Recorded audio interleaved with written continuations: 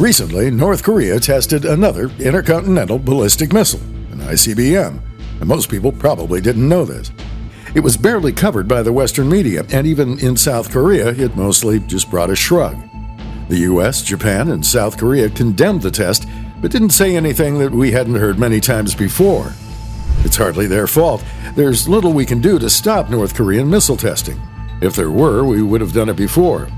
In other words, we're becoming used to the most terrifying country in the world possessing nuclear missiles which can strike most of the planet. This is a remarkable achievement for North Korea. It represents the normalization of at least their missile program. North Korea now understands that it can test with near impunity. It has even launched missiles over Japan without facing a response. We're stuck. For many years, North Korean testing has been met with stern denunciation, as well it should be.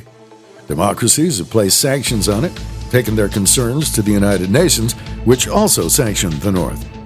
We've fought North Korean sanctions evasion and chased its illegal monies and transfers to prevent the illicit import of weapons materials.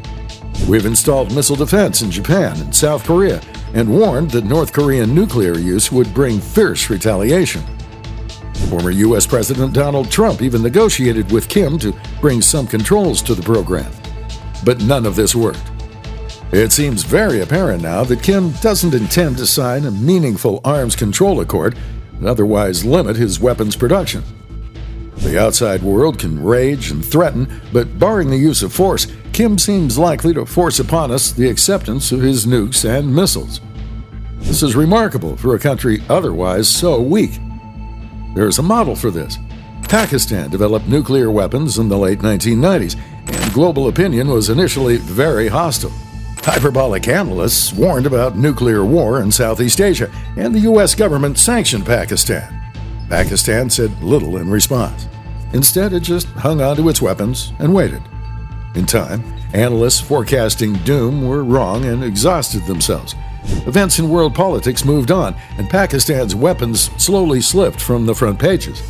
And after 9/11, the U.S. lifted sanctions to solicit Pakistan's help against terrorism.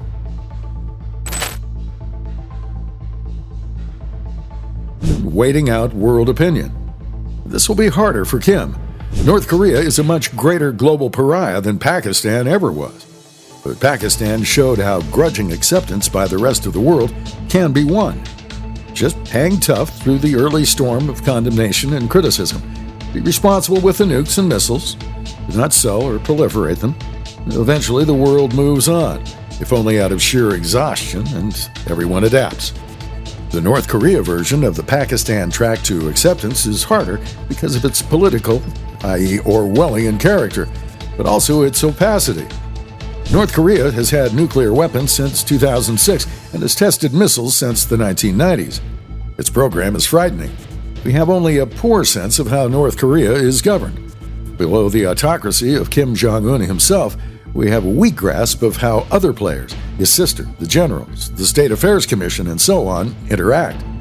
We don't know what North Korea's red lines for nuclear use are. We don't know if local commanders have release authority. And we don't know the size of North Korea's biggest nuclear warhead or how many it has. This is more surprising than it seems. Some military secrecy is very valuable, of course, but in nuclear affairs, revealing information can, in fact, be very stabilizing. The US and USSR learned this during the Cold War.